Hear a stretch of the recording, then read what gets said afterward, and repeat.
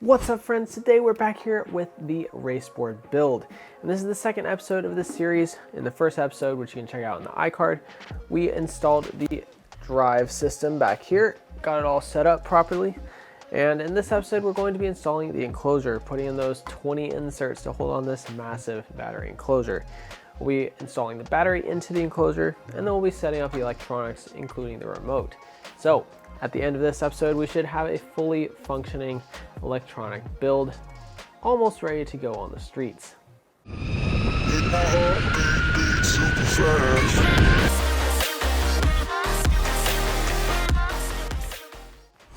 All right, let's just quickly review what we've got here. So to start, we have an eBoards Peru enclosure for the RedEmber 44 deck. And it is perfectly made to fit on here. I'll probably show some B-roll here, but the curves just match the deck perfectly. And I already know that I'm going to have to use a bit of a gasket because I have some series wires on my battery that stick up a little further than I would like. So we'll need to put a gasket in here. And we've got lots of inserts to install there. And we're going to be using EZlok brass inserts. I've had good luck with these brass inserts before.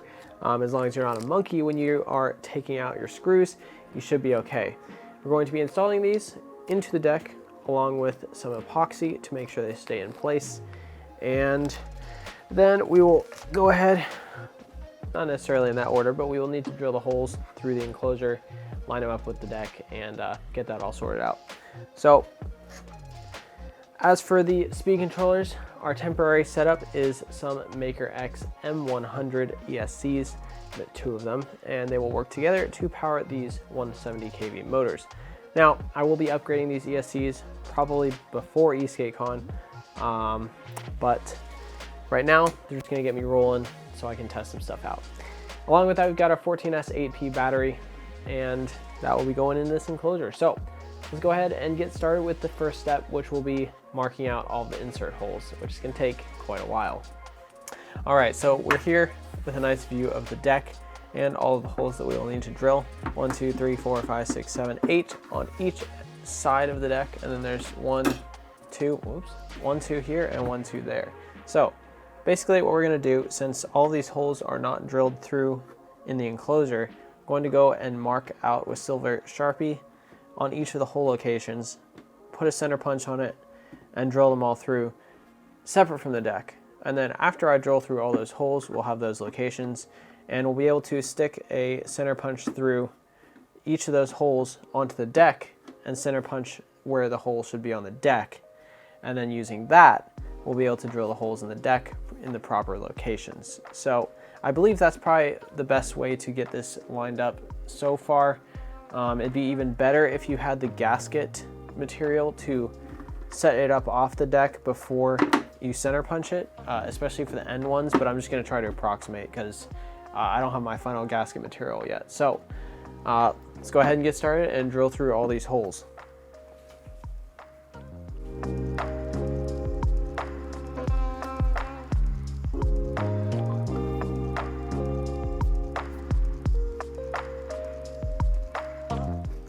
One thing to keep in mind when drilling this particular eBoards Peru enclosure is that it is made out of fiberglass, so you're going to want to be super careful with the dust. I'm not going to actively put a vacuum on it because I don't have a shop vac, but as soon as I drill each hole, I will be vacuuming up the dust because it's very bad for your lungs, and really I should be wearing gloves, so I think I'm going to grab a set of gloves so I don't get fiberglass dust on my hands. Because if you ever had a fiberglass splinter, you know it is very, very annoying. Now I'm going to go ahead and center punch all of these locations to get a nice tight spot to put the drill bit on. And I'm going to be drilling these out to M3 size rather than M4, so I can adjust later if necessary. And when we poke through the holes onto the deck, we'll have a smaller hole to align better with the center punch.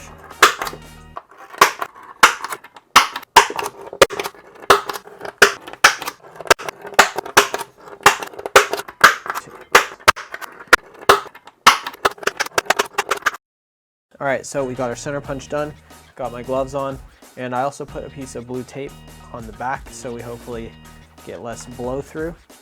And we're just gonna go ahead and support the enclosure with my hand and drill through.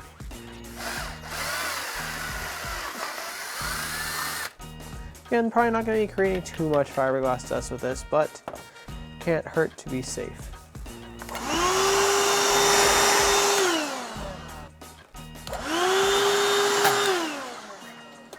Fiberglass dust is not something that you want to blow off with your mouth because then it will go everywhere and get in your eyes. I'm also wearing safety glasses. Do not want to mess with it.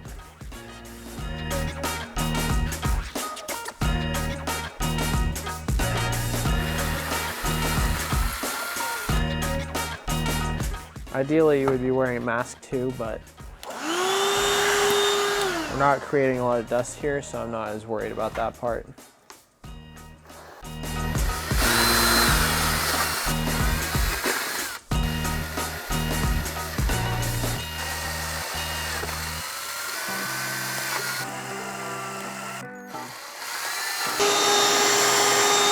All right, so I went ahead and drilled out all the holes. You can see them all drilled through there. I ended up deciding to go up to M4 size because it just so happens that the shank of the center punch is about the size of an M4 screw. So now we're going to put this back on the deck and tape it in place so it's all aligned. And we'll go ahead and center punch all of the locations for the holes on the deck.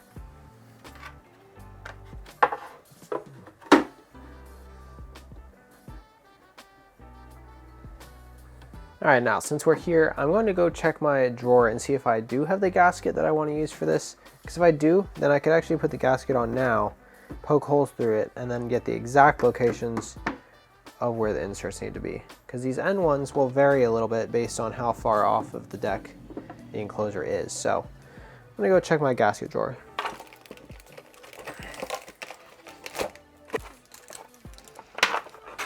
So the reason I'm putting the battery in here because I need to use gasket because of these series connections. So I'm going to go ahead and set it down on there, check how much space there is, and then put the gasket on and see how it looks. All right. Yeah, this gasket should be thick enough, I think. I'll be pressing down on the cells a little bit, but that's okay. Better to keep them in place. So I guess I'll go ahead and put this gasket all the way around and then poke some holes in it.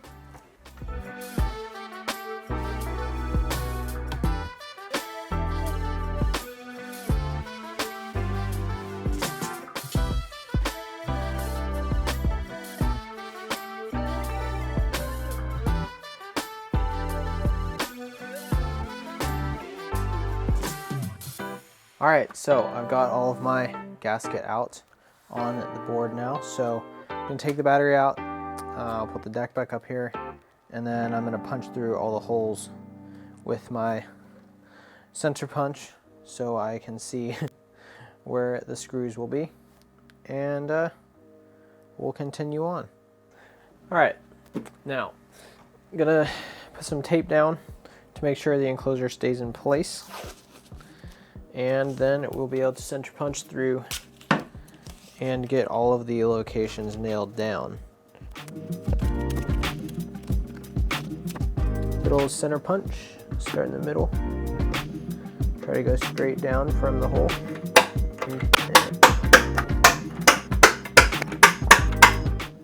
There we go. Now, get all this tape off. There you go. So now, we need to drill all of the holes for the inserts. And these holes have to be drilled very specifically in order to make sure they're the right size for the insert. So we're going to go ahead and get our 17/64 drill bit, and we're going to put a stopper on the drill so it doesn't go all the way through, and we'll drill them exactly how deep they need to be. I've gathered all of my stuff together to install the inserts, and I even printed a stop for my drill bit so I won't go too deep. This is definitely extra, and you can do this with a piece of tape, but I wanted to do this since I'm installing so many inserts. And I even got the insert install tool, which is a bit different than the method that I usually use. So right now I'm going to mix up the glue. We're using JB Weld epoxy to put on the inserts to make sure they don't come out of the holes. And I'm gonna mix it up now, and then we'll go ahead and start drilling. Got our epoxy mixed up here, probably a little bit extra for how much we are going to actually use, but rather have extra than run out. So one of the things, I've done this a couple of times, one of the important things to know when you're installing these is that you want to drill the holes exactly at the angle at which you will install the insert. Otherwise, it's going to misthread and it's going to be a bad time for you. So for this first one, I'm just going to go ahead and go at relatively high drill speed.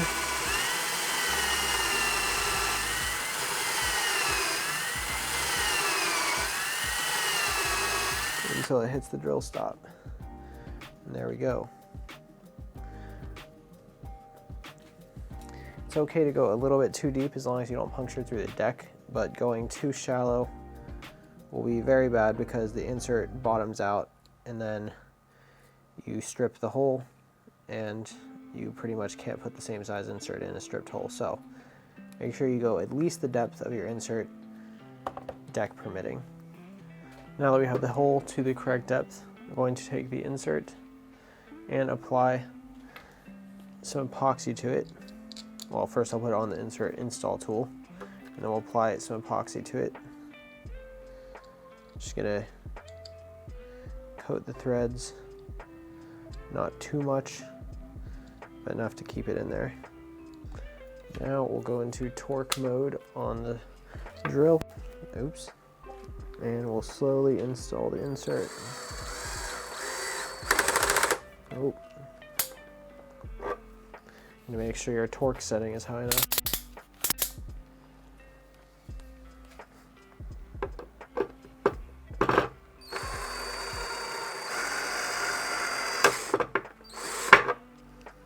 That actually broke off the install tip. That's good.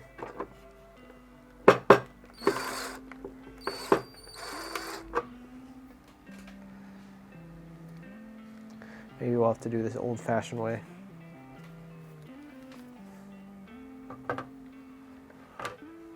So I've got a screw here stacked up with an insert to finish installing this the old-fashioned way.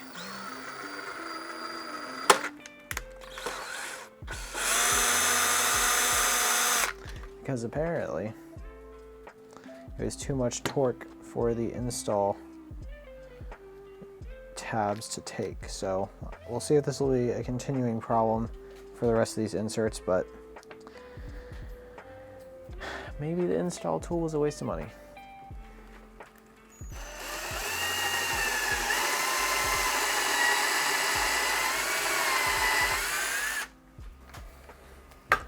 There's the second hole drilled. Now let's try and install again with the tool and see if it works this time.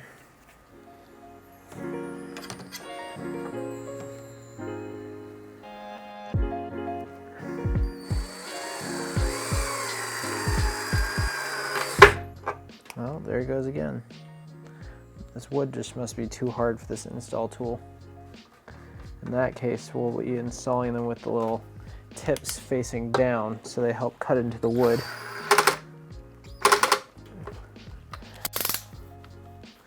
Rather than the other way.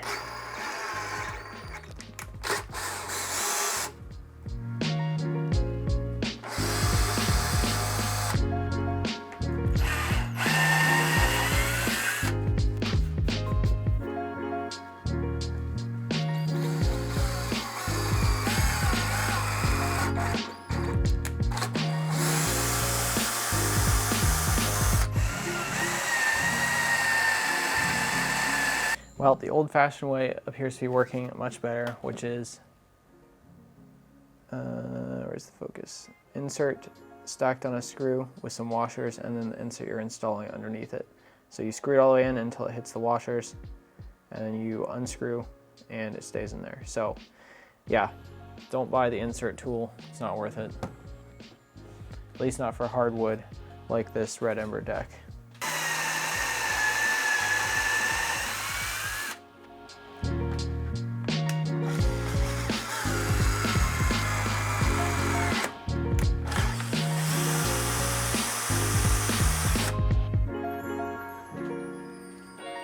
For the top of the insert here, I like to just move the epoxy around so that it covers the edge and reinforces it.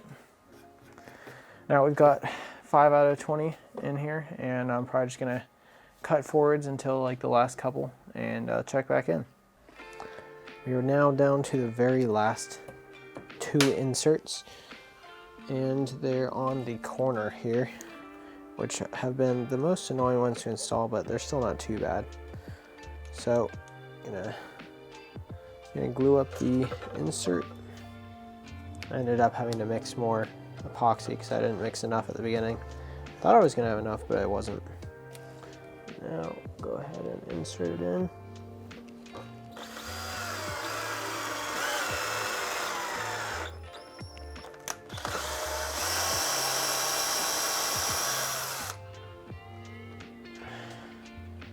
Got a little globbing there.